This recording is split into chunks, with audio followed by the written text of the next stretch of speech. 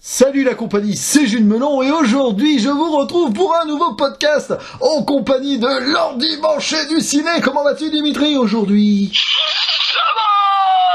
Ça va et pourtant on n'a pas regardé un film très heureux, hein, c'est triste, une sorte de drame, oui, qui a beaucoup fait parler de lui au début du mois d'avril, un drame turc qui est sorti sur Netflix et qui a, on va dire, bouleversé beaucoup de gens.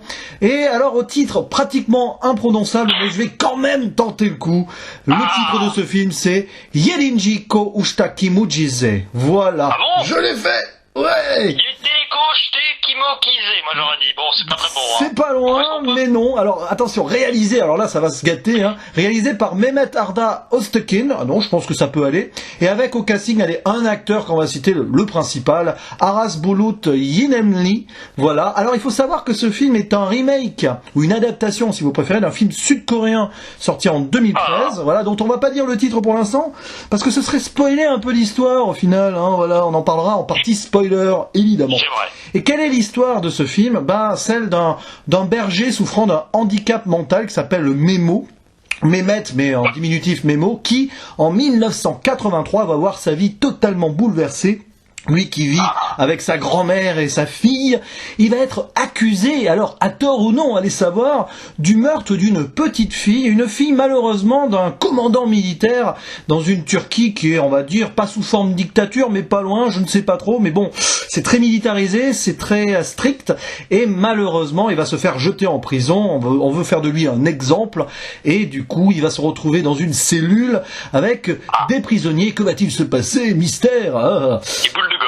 Et boule de gomme. Et du coup, contextualisons le truc. Moi, ça fait bien 2 semaines que je l'ai vu, ou pas loin. Toi, tu viens de le voir, Dimitri. Donc, on va avoir une perspective, moi, avec du recul, Dimitri à chaud. C'est très intéressant, je trouve, comme discussion du coup. Et je vais donc demander à mon très cher invité ici présent ce qu'il pense de ce film à chaud. Et s'il a lâché quelques larmes, du coup. À chaud, c'est une douche froide. Ce film est raté. Mais à un point phénoménal, c'est horrible, c'est catastrophique.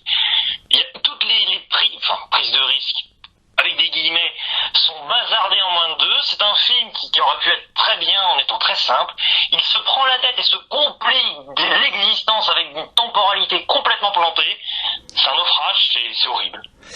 Et c'est un petit peu comme le temps dehors, ça se gâte, parce qu'avec mon avis là, on va avoir un beau débat, je crois.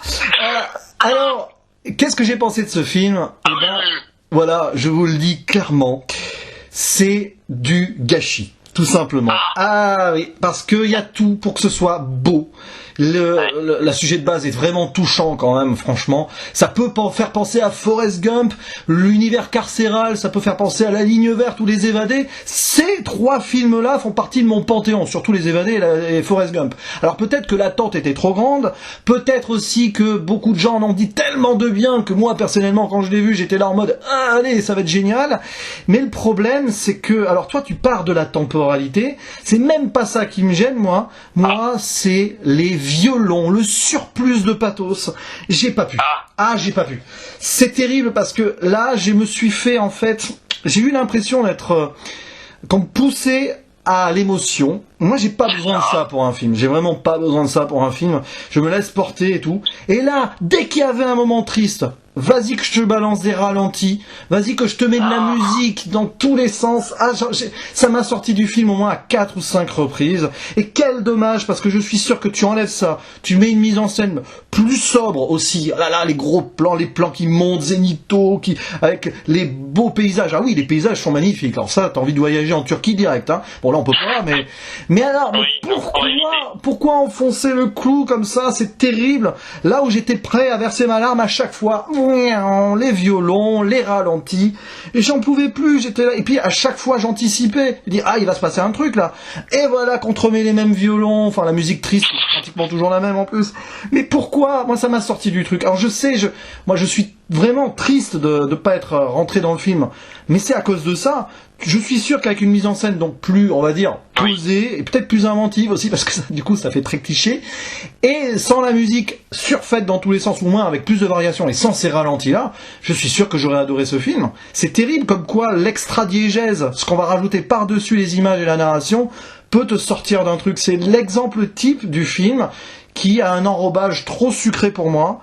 Tu rajoutes du pathos alors qu'il n'y en a pas besoin. L'histoire est assez triste comme ça. Les acteurs sont bons en plus. Enfin, ils sont bons quand Memo veut pas trop en faire. Enfin, l'acteur qui fait Memo est bon à 90% du temps. Puis des fois, j'ai l'impression que à cause du pathos et de l'insistance sur les choses, on va forcer le trait. Et à un moment, il va être dans le surjeu. Mais là, je pense que c'est un problème de direction d'acteur. Hein. C'est pas lui. Hein. L'acteur, on voit qu'il est à fond. À plusieurs moments, on croit vraiment qu'il a un handicap mental, ce qui est pas le cas.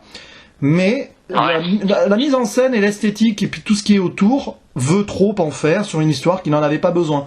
Et en plus, on rajoute à cela évidemment des longueurs qui n'ont absolument pas lieu d'être. Pourquoi faire de ce film un film de 2h10 pour ce qu'il raconte ? C'est pas utile. C'est pas utile si ce n'est quand même l'exploration de thématiques dans la prison avec la religion, la justice, quand même. C'est un condamné, il va être condamné à mort. C'est pas un spoiler de le dire, c'est clairement dit dès le début. Voilà, vous avez la première scène, qui est d'ailleurs dans le futur, voilà, sans en dire plus. Et il va être condamné à mort alors qu'il n'est pas responsable de ses actes. Donc ça fait quand même questionner pas mal de choses. Hein. Toi d'ailleurs, en tant qu'historien et tout, t'as dû bien... je sais que t'as un avis aussi sur la peine de mort, voilà. Donc ça a dû te toucher quand même, cette histoire, à ce niveau-là. Non. Même pas, voilà. Non, parce que c'est un film qui me mine. Franchement, il est rare quand même qu'un film nous agace, qui nous mette en colère. L'année dernière, c'était J'accuse. Alors là, c'est pas pour les mêmes raisons, hein, voilà. Oui, non. Non, mais c'est pas pour les mêmes raisons, c'est clair. Mais c'est lourd à force, c'est ça.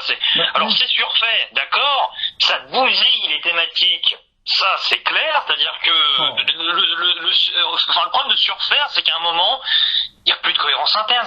Tout est totalement explosé à chaque fois. Ah oui, la moindre idée, elle est systématiquement opposée à une autre idée qui va suivre. Il y a un problème de transition. Concrètement, on est censé être ému, puis d'un coup, on va essayer de te balancer encore du pathos qui te fait à moitié rire. Non, c'est pas possible. Il y a un gros problème sur le jeu des émotions. Il n'y arrive pas. Moi, j'ai pas besoin qu'on soit en train, dans tous les sens, d'essayer de jouer avec moi. Ça marche pas comme ça, les émotions. Moi, c'est pareil. Joyeuse retraite m'a fait verser ma larme, mais ça l'a fait parce que le film n'a même pas essayé de le faire. Enfin, il a essayé, c'est dans sa construction, par exemple, mais je sais pas, j'ai l'impression que c'est l'unique volonté du film, c'est allez, vous allez verser votre larme. J'ai pas versé ma larme, c'est déjà un point. Je pense vraiment avoir été très loin de la verser, et quand bien même je l'aurais versé, c'est comme pour Dragon 3, c'est le genre de film où oui, je vais peut-être verser ma larme, mais alors, tu sens le truc qui a été préparé de manière très artificielle pour en arriver là. Donc thématiquement, pour moi, c'est zéro pointé, hein, désolé. Le handicap mental, c'est utilisé quand ça les arrange, hein, parce que quand le personnage, il faut le faire passer pour un abruti de première, alors là, c'est parfait quand ça avance au scénario.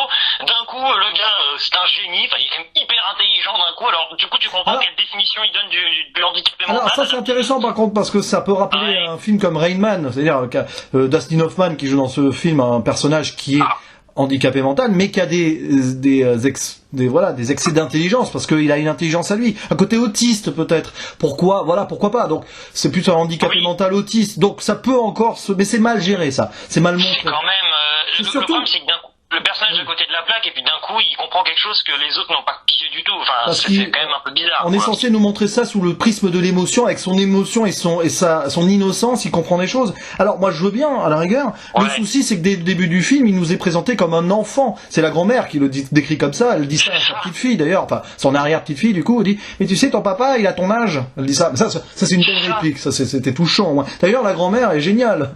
On la voit pas beaucoup, mais elle est géniale sur le papier. Mais bon. Très sous-exploitée, hein. Ah bah oui, elle est très sous-exploitée. La petite fille joue bien aussi. C'est le pire, c'est que vraiment, là, les acteurs sont dedans, quoi. Il y a un problème de dosage. C'est la réalisation qui plante le tout. La réalisation, le sens du rythme, l'art de la mise en scène, surtout aussi. C'est dommage. Mais je te rejoins, hein, mais pour moi, il y a un truc qui cloche. Et là, j'y reviens. C'est en effet, quand un personnage qualifie un autre personnage qu'il est censé connaître depuis un moment, on croit en son propos. C'est vraiment l'idée. Du coup, dans mon esprit, d'accord, ce monsieur en question, Memo, c'est un enfant. Ah oui. Bah, si tu suis sa définition, le film tient pas la route. Donc pour moi, c'est pas un handicapé mental, c'est pas la définition et c'est pas du tout la vision que j'en aime. Alors là, on est complètement fraise. C'est pas un enfant non plus, parce qu'un enfant n'est pas comme ça. Un enfant n'est pas égal à un gars, on sait pas. C'est plus, excusez, enfin, je veux pas être méchant, mais pour moi, c'est un peu un maboule, quoi. Du coup, je me retrouve dans la position des personnages antagonistes au truc qui le prennent pour un fou, parce que je pense que le personnage, il est au-delà d'être surfait. Je trouve, c'est pas un problème d'acteur, on l'a dit, hein. Oui. Mais je pense que les dialogues sont n'arrivent tellement pas à coller avec le personnage qu'ils essaient d'installer avec ce personnage principal, voilà, Memo, qu'à un moment, moi je suis complètement dépassé, je ne crois plus en rien, je regarde le film, alors tu l'as dit, t'es sorti du film, alors moi j'ai essayé de le voir en une traite, pas moyen, j'ai dû couper parce que c'était pas possible. Toutes les 5 minutes en train de regarder à côté, sérieusement, à un moment, il y a quand même un problème d'attention parce que c'est trop, c'est bourratif, quoi. Hein. Mais c'est ça, mais alors, le problème c'est que bon, le problème d'écriture. En soi, oui. Quand on prend chaque péripétie, tout ça, on peut en faire quelque chose de bien. Hein. Tout est, mais d'ailleurs, c'est quand même, c'est une étude de cas ce film, de voir que sur Allociné, il a 4,6 de moyenne sur 5. J'ai regardé vite fait les notes, c'est du 5 sur 5 sur 5, c'est 10 tirs en ligne dans tous les sens. Moi je veux bien comprendre, on est peut-être passé à côté, bon, on fait partie de 5% de gens qui sont passés à côté, mais je ne sais pas, bien sûr que c'est triste, bien sûr que c'est une histoire touchante. J'ai versé ma larme à la fin, quand même, pour une raison, mais si, la fin j'ai bien aimé, mais c'est peut-être ça qui va me sauver le film du naufrage d'ailleurs. Ouais, la fin, on va y revenir. Mais on va y revenir en spoiler après. Mais il y a le souci, alors... Enfin, il y a le souci pour moi du cliché et des transitions. T'en as parlé des transitions entre les scènes où c'est pas cohérent. Il y en a une qui est terrible. Bon, c'est pas un spoil de dire ça parce que voilà, c'est pas le point central du film. Mais quand il arrive dans la prison, il se fait un peu maltraité par les autres prisonniers parce que accusé d'avoir tué une petite fille, ça passe pas chez les autres prisonniers. Voilà, il y a une code morale chez les prisonniers. Ça aussi, ça me fait doucement rigoler. Mais pourquoi pas? Ça existe, hein. Ça existe, hein. Mais bon, il est pas pédophile, il a juste une... Ceux qui n'ont pas aimé Suicide Squad, je peux pas comprendre qu'on puisse apprécier ces relations de personnages. Non, mais bon. Après, voilà. Mais, d'un seul coup, et tu verras dans le film, enfin, vous voyez, si vous avez vu le film, d'un seul coup, il suffit d'un truc. Mais alors, pour que ça se renverse, du jour au lendemain, ou une heure après, enfin bon, après la timeline, on sait pas trop comment elle est gérée, il va être la coqueluche des autres prisonniers. Pourquoi? Pour une histoire de pigeon. C'est pas une blague, hein. Il y a l'histoire de pigeons, et puis après, ils vont regarder ça avec émotion, le gars qui est proche de la nature, qui aime les animaux, c'est touchant, et hop, les prisonniers, d'un seul coup, vont voir l'humanité en cet homme, et le soutenir. Ça se passe très vite, hein. Alors c'est complètement idiot. Alors déjà, moi en tant que Parisien, faire du bien à un pigeon et avoir autant d'amis, je peux pas le comprendre, c'est faux, hein. Non, mais... Premier point. Mais plus sérieusement, le pire, c'est qu'il y avait une bonne excuse à un moment dans le film pour qu'il devienne en effet un peu la mascotte et qu'il arrive à s'intégrer, quoi. Oui. Mais non, c'est-à-dire que la temporalité, alors là, c'est le puzzle qui n'arrive pas à être reconstitué, c'est-à-dire qu'on balance les pièces et puis après, c'est vraiment ça. L'impression, c'est que vous avez un puzzle qui est complètement explosé. Le réalisateur a tout jeté sur la table, il s'est dit tiens, je vais me lancer le défi d'atteindre, enfin de suivre à chaque fois chaque pièce, même si ça tient pas la route chronologiquement, et c'est pas grave. Et d'ailleurs, la première scène, pour moi, c'est triste à dire, mais c'est la meilleure scène du film, hein, voilà, malheureusement. C'est la scène, où ils sont dans le futur. Honnêtement, quand un film est pour moi si peu maîtrisé, si peu intelligent, il faut éviter de jouer avec le temps à ce point-là. Mais sérieusement, je pense que c'est un petit peu malsain, honnêtement. Et pour moi, c'est marrant, j'ai pensé à un film, j'ai pas pensé au film que t'as mentionné, parce que je les ai pas vus, je crois, tous ceux que t'as mentionnés. J'ai pensé à un film, là, qui est sorti il y a pas longtemps au cinéma, en 2020, j'ai pensé à La Voix de la Justice. Mais alors attention, hein. La Voix de la Justice, mais alors là, on est 4 catégories en dessous, quoi. Mais alors, le problème, c'est que j'essaie d'y mettre une théorie. Bon, il y a beaucoup de gens qui ont adoré, parce que oui, si tu te laisses porter, bon, après tout, je comprends les gens qui ont adoré ce film. Ça s'est joué à un détail, mais à un moment, le détail qui a craqué, moi, ça m'a sorti du truc. C'est ça qui est terrible. La musique, les trucs, bon, voilà. Mais, si on regarde ça sous la forme d'une fable, d'un conte, on peut comprendre la temporalité un petit peu elliptique, on va dire ça comme ça. On peut comprendre certains retournements de situation un peu magiques dans la prison, puisque finalement, le titre parle d'un miracle, quelque part, si on traduit. Donc, je peux comprendre. C'est peut-être un point de vue d'un conte. C'est vrai que tout ce qui se passe est improbable. Bon, déjà, le fait qu'on veuille à tout prix lui faire porter le chapeau, bon, le pauvre, mais ce qui va se passer après, on va en parler en spoiler très bientôt, là, c'est un peu improbable. Donc, si on prend ça sous ce prisme, à la rigueur, on peut comprendre, on peut même essayer de comprendre les ralentis et le pathos rajouté, si on veut, mais moi ça n'a pas fonctionné sur moi parce que moi en fait je rajoute un truc là-dessus. Ça sort du délire. Moi je rajoute un truc là-dessus. Pour moi, ce genre d'histoire très touchante. Il faut que ça soit hyper réaliste et hyper froid d'une certaine manière. Là, on a essayé d'enrober d'un truc et ça n'a pas fonctionné sur moi. Tu prends Les Évadés ou La Ligne Verte. Bon, La Ligne Verte, il y a de la magie et tout, d'accord. Mais c'est beaucoup plus sobre. Et Les Évadés, c'est un truc très social, carcéral, avec certes des bons sentiments. Hein. Oui, je vois le parallèle qu'ils ont voulu faire entre La Ligne Verte, Les Évadés et ce film, même si pour moi, c'est très différent quand même. Je peux comprendre. Là, pour moi, c'est dans le too much. C'est du conte de fées. Mais ça marche mal avec le contexte, je trouve. Oui, puis alors on nous bassine en plus avec Heidi, dès le début du film. On m'insupporte personnellement avec cette référence. Ah oui, cette référence qui, bon, quand on a fini le film, on peut la comprendre.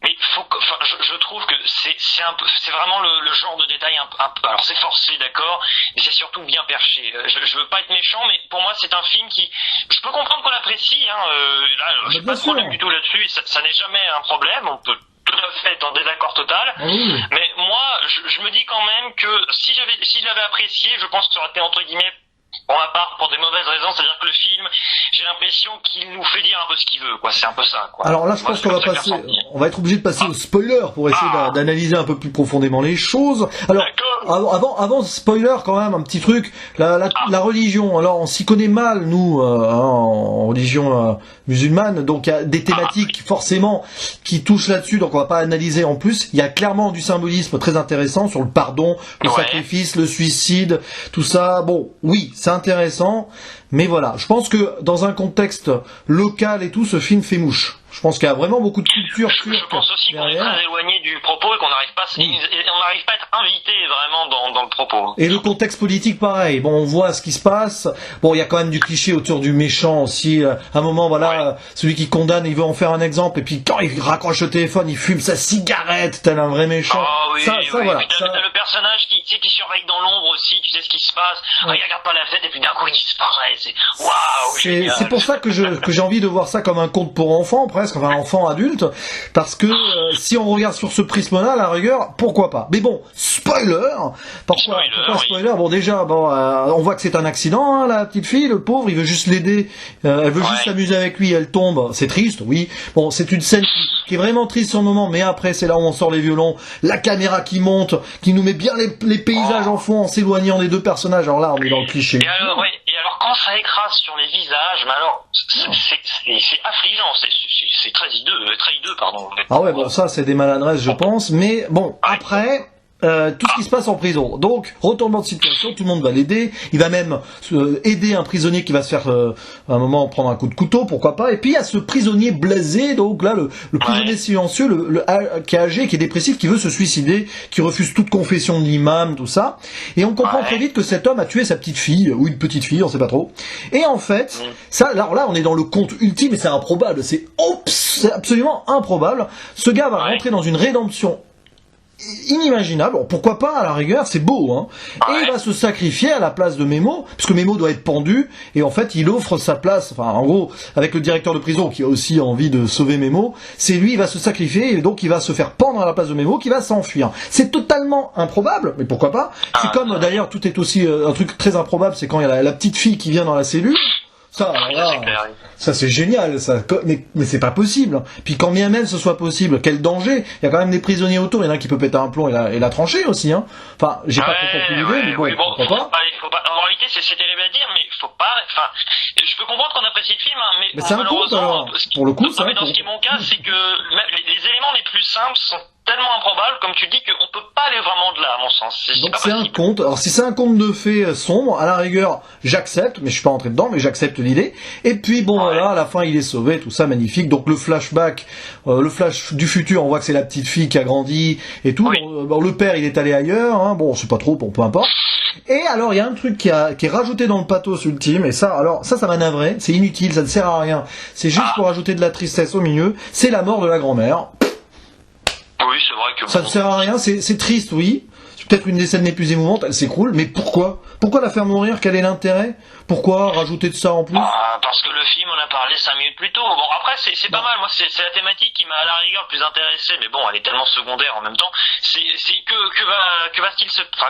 qu'est-ce qui va se passer, pardon, pour le personnage, la petite fille Ova, voilà, quel va être son avenir familial. Bon, pourquoi pas, mais alors à ce moment-là, il ne faut pas nous amener la maîtresse qui, depuis le début du film, nous paraît très maternelle, très gentille, elle va forcément s'en occuper parce qu'elle est très manichéenne, elle est normale, elle est tout ce qu'il y a de plus parfaite, c'est une sainte en gros.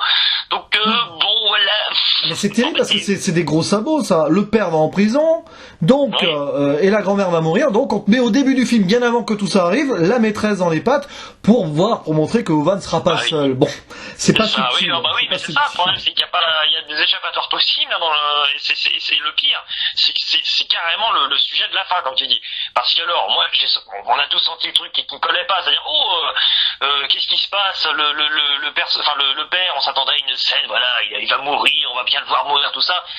Non, bon, à la rigueur, la scène qui m'a fait un peu pleurer, qui m'a touché à la fin, c'est quand il dit adieu à sa petite fille, à sa fille. Là, oui, parce qu'il lui ment pas, il sait pas trop, il a pas trop conscience, il sait qu'il va mourir, mais c'est compliqué. Et la maîtresse à côté dit non, papa dit des bêtises, il va revenir. Ça, c'est terrible parce que, malheureusement, ça tombe à plat parce qu'il est sauvé derrière. Limite, j'aurais préféré, non, mais c'est méchant de dire ça. Mais à la rigueur, qu'il soit vraiment mort à la fin, ça aurait eu un poids, tu vois. Mais il aurait fallu qu'il soit mort à la fin, je suis désolé. D'ailleurs, c'est pareil, cette histoire d'imagination, au moment qu'on nous colle dans les pattes, tu sais, là, au début, on se dit, oh, c'est bizarre, c'est vrai que la fille et le père, ils parlent toujours d'un type qui voit près des rochers. Ah bah oui, Le personnage de la grand-mère qui sort, oh, tu crois pas que c'est le fruit de ton imagination? Et là, je me suis dit, mais c'est pas vrai, mais tu désamorces la scène, c'est pas possible. Mais le pire, c'est que ça aussi, c'est improbable, ça fait partie de ce côté conte improbable, c'est que oui, il y avait vraiment quelqu'un caché dans le château, qui est le borgne géant, là, il l'appelle. Il y avait vraiment quelqu'un, il y avait vraiment un témoin qui peut innocenter Memo, et ce témoin, on sait pas d'où il sort, mais il va accepter de témoigner alors qu'il a quand même déserté, c'est juste improbable, hein. Il va accepter de témoigner, et en plus, alors ça c'est le comble du cliché pathos, malheureusement, hein, il va être interrogé par le grand méchant, et on le voit pendant 5 minutes qui va lui mettre une bastos dans la tête, hein. C'est ça, mais en fait, le film n'est pas subtil, le problème c'est que moi, touchant, les gens ont adoré, il n'y a pas de souci. Mais tout est anticipé à mort, et en plus, la musique commence à jouer avant que le drame arrive, même, à limite, des fois. Ce qui est triste, c'est que la musique, en soi, si on l'isole du film, je trouve que c'est le meilleur élément artistique, hein. Mais après, c'est sûr que l'incorporer de cette manière si maladroite, de cette manière si anticipée, de cette manière si longue, parce qu'on a constamment de la musique et c'est toujours un peu la même, et c'est vrai qu'au bout de 2h15, on a grosso modo compris, c'est pas possible. Bon, après voilà, mais le problème c'est que tout le film est un peu comme ça, c'est-à-dire toutes les 3 minutes, et encore, je suis gentil, c'est ça. Pareil, bon, moi le père qui se prend un coup de couteau, excusez-moi, mais à un moment, il faut que les personnages meurent, quoi, parce que c'est pas possible. D'accord, mais il prend un coup de couteau, et le lendemain, il cavale dans la cellule. Parce que hier, j'ai vu un film là sur Netflix qui s'appelle Jusqu'au déclin, où on a exactement le même problème, c'est-à-dire que le personnage se prend un coup, mais oh non, je suis encore vivant et je vais faire de la bagarre, évidemment, je vais taper tout le monde. Mais s'il vous plaît, c'est pas possible parce que ça tue tout, enfin ça tue complètement. À un moment, il y a plus personne qui va mourir dans les films, c'est pas possible. Alors à la lueur de tout ça, quand même, maintenant en discutant avec toi, je me demande vraiment si c'est pas volontairement un conte fantasmé, hein. À la rigueur, sur cette lecture-là. Pourquoi pas? Parce qu'il y a trop de trucs. Mais ça paraît très paresseux si c'est ça. Mais le problème, c'est si c'est ça, on passe à côté d'une critique sociale et d'un vrai film humaniste que ça aurait dû être. Donc, c'est dommage. Moi, j'aurais préféré que ce soit un vrai film humaniste. Tiens, on va refermer les spoils, là, pour parler de ça, parce que c'est important, sur la thématique, donc, de l'innocence, de comment porter la culpabilité à quelqu'un qui n'est pas responsable de ses actes. Ça, c'est touchant, parce que, oui, on peut se poser la question, déjà, la peine de mort. Bon, voilà, hein. Je crois que toi et moi, on est contre, hein. On est d'accord. Voilà. Absolument. D'ailleurs, c'est pas mal là-dessus. Il y a quand même un parallèle à chaque fois à faire avec l'affaire Dreyfus. Ah bah oui. Mais c'est triste à dire, mais j'ai même préféré certaines ficelles peut-être dans J'accuse par rapport à ici, parce que un fait important en début du film, je me suis dit, ça va être compliqué, ça va difficilement me plaire, parce que là, on est du point de vue vraiment pas. Enfin, attention, on n'est pas vraiment du point de vue, mais je veux dire, on est sans cesse au début avec les méchants, on va dire ça comme ça, voilà, qui essaient de monter une affaire sur ton dos. Mais le problème, c'est que quand l'affaire est déjà montée sur ton dos et que t'es de l'autre bord, toi en train d'enquêter, c'est bien, c'est-à-dire que la démarche un peu audacieuse, mais tu te casses moins la figure. Alors que là, du coup, tu sens qu'il y a rien qui est construit derrière, c'est juste, il y a aucune raison, mais on va lui mettre des bâtons dans les roues. Mais tout est du point de vue de Mémo, donc à la rigueur, le point de vue du berger souffrant d'un handicap mental, donc que ça fasse un peu conte fantasmagorique par moment, parce qu'il est dans son monde, qui est du pathos avec de la musique, peut-être qu'en fait, la lecture, c'est ça de ce film, c'est qu'on est de ce point de vue, donc tout paraît un peu improbable, elliptique, avec beaucoup j'allais dire de niaiserie, c'est méchant de dire ça, mais on renforce l'émotion parce que c'est ce qu'il ressent. À la rigueur, sur cette lecture-là, je veux bien, mais ça aurait dû être présenté beaucoup plus frontalement à ce moment-là. Oui, si tu veux, moi, j'ai un problème aussi avec ce personnage, c'est-à-dire c'est un handicapé mental, d'accord, mais j'ai l'impression que le film se repose beaucoup sur cette caractéristique qu'il maîtrise très mal, en plus, ça j'y reviens, hein. Et du coup, c'est vraiment ça, c'est une excuse, c'est-à-dire que le film va devenir un peu à l'image d'un personnage qu'on a du mal à comprendre, parce qu'il est, pour moi, il est pas très bien travaillé, je suis désolé, mais c'est pas possible, c'est pas possible, je suis désolé, moi je vais pas supporter, hein. En fait, c'est un film qui veut vraiment parler de beaucoup de choses, avec beaucoup de visionnage, le côté justice réaliste, le côté fantasmagorique dans son univers, dans son monde, la tolérance, le sacrifice, tout ça mélangé. Le problème, c'est qu'à un moment, ça fait une sorte de salade un petit peu indigeste au final. En plus, avec cette musique, je te jure, hein, tu aurais enlevé la musique ou tu aurais plus varié tout ça, déjà, on n'aurait peut-être pas ressenti ça. C'est un problème de dosage, ce film. C'est un problème de montage aussi, de narration par moment, de longueur. Mais tu prends plusieurs scènes isolées sur certains trucs avec les messages passés. Voilà. C'est beau, c'est génial sur certains points, vraiment. Il y a des trucs qu'il faut défendre. Mais le problème, c'est quand tu mets ça dans un tout, ça marche pas, ou en tout cas sur nous ça n'a pas marché. Tant mieux, hein, si ça a marché pour plein de gens. À la rigueur, je préfère qu'un film soit vraiment apprécié d'une majorité et être dans une minorité, c'est pas bien grave. On est là pour débattre. D'ailleurs, n'hésitez pas en commentaire à dire comment vous avez apprécié ce film, si vous l'avez apprécié et pourquoi. Et on sera d'accord, hein, on sera même très intéressé à discuter avec vous, parce que là, voilà, on est face à un vrai phénomène, un phénomène qui divise. Certes, il y a beaucoup de gens qui ont adoré, mais il y en a d'autres, hein, comme l'ami David de Film Talker qui a détesté. Voilà, je dénonce, mais il l'a dit sur Twitter, donc on a le droit de le dire. Ah bah non, mais je peux. Voilà, donc c'est dommage, et j'aurais été, alors je veux pas être sévère ultimement, et là on va aller à notre conclusion, parce que c'est un film turc, on n'en voit pas beaucoup, et c'est important de pouvoir découvrir des films de divers pays, tu vois, toi, un film québécois, là, nous on a aussi vu un film roumain, là, voilà, c'est intéressant de voyager, et puis on remercie Netflix de nous avoir proposé la découverte de ce film. On est content aussi que ça ait eu un grand succès, ça permet d'ouvrir une autre perspective de cinéma aux gens, parce qu'il n'y a pas que les cinémas hollywoodiens, cinéma français, tout ça, donc ça c'est bien. Et on n'est pas habitué aux films turcs non plus, on n'en a pas vu d'autres dans notre vie, même s'il y a le film Mustang, là, qu'il faudra que je vois bientôt, là, qui paraît qu'il est très bien, sorti dans les années 2010. Mais bon, on est peut-être passé à côté aussi d'un style. Mais bon, ça arrive là sur le moment, voilà. Moi avec du recul et toi à chaud, bon moi je serais moins sévère que toi, mais voilà, nous sommes passés à côté. Quelle est ta note du coup, Dimitri? Bah écoutez, ça sera un 3 sur 10. Bah voilà, c'est pas fameux, mais bon. Moi c'est ça, c'est comme tu l'as dit, c'est un film turc, sur le papier ça m'intéresse encore plus qu'un film français, parce que les films turcs j'en connais pas non plus. Bah oui, ça nous appelle à la découverte et c'est sympa de voir divers horizons justement. Donc c'est ça, un personnage principal qui est un handicapé mental, mais sur le papier, mais oui, absolument, très bien. Mais voilà, c'est-à-dire tout ça, c'est vrai que c'est un ensemble de caractéristiques qui, pour ma part, c'est vrai que c'est très atypique, c'est très particulier, mais c'est vrai que ça m'intéresse absolument. Ça suffit pas, c'est juste ça. J'avais pas d'attente sur le film, pour revenir là-dessus. Je me suis juste dit, tiens, c'est quand même, il y a un événement, ça plaît beaucoup, ça divise. Mais moi, non, je suis complètement passé. Je sais même pas si je suis passé à côté. Moi, je veux pas être méchant. Il y a des fois où je me sens très seul, on va dire, quand j'aime ou j'aime pas un film, et je me dis, je suis passé à côté. Là, je peux le revoir demain. Je sais que non, c'est pas que je suis passé à côté, c'est que je pense que je pourrai jamais aimer ce film, quoi, tout simplement. Donc, sur Captain Watch, ce sera malheureusement un nul. Voilà, Ça Ouais. tente, je sais même pas si ça tente des coups ou pas, j'aurais même pas à comprendre, en fait. Bah écoute, c'est pas grave, c'est nos ressentis, hein, voilà. Ah bah, Donc, moi je vais mettre 5 sur 10. Bon, Ah, bah, c'est gentil, ça va, c'est bien. j'ai pas envie de le condamner non plus ce film, parce qu'il D'accord. tente des trucs et il y a des moments où oui j'ai versé ma larme, quand même.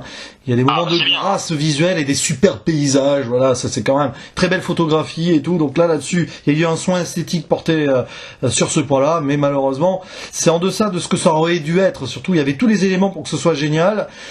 Et bah non, mais non pour nous, vous pour peut-être oui, mais tant mieux. Ah bah oui, Voilà, voilà, ça. c'est la vie, hein, on peut pas malheureusement tout le temps apprécier des films ou même détester quand c'est quand c'est la majorité qui déteste. Nous on peut aimer un film et vice versa, ça arrive et c'est pas bien grave. De toute façon on est là pour parler cinéma en toute quiétude et sérénité.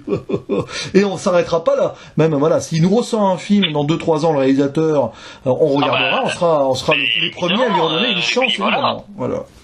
Bah oui, mais oui, après il a quand même démontré voilà qu'il était capable de faire une bonne réalisation, mais malheureusement le sujet Ah oui, sur le plan pas en technique et adéquation tout, avec ce qu'il propose. Il maîtrise les codes et tout, il y a pas de problème, mais après c'est sur la mise en place. Voilà, c'est et ça, par rapport à la exactement. narration et l'histoire qu'il veut raconter. Mais bon, Je sais pas d'ailleurs si c'est sa première réalisation. Enfin, non, il en a fait d'autres, même avec l'acteur parce que d'ailleurs. Oui. D'accord, c'est typiquement, on sent un réalisateur qui essaie quand même d'en imposer pas mal et qui a du mal à mettre en pratique la théorie et qui essaie de très démonstratif dans tous les sens. C'est pour ça que j'ai senti ça Son aussi. 8e film apparemment, donc il a quand même Ah bah de la d'accord, bouteille. bon bah non, le gars il est rodé quand même, il a plus rien à prouver logiquement, donc voilà, bon.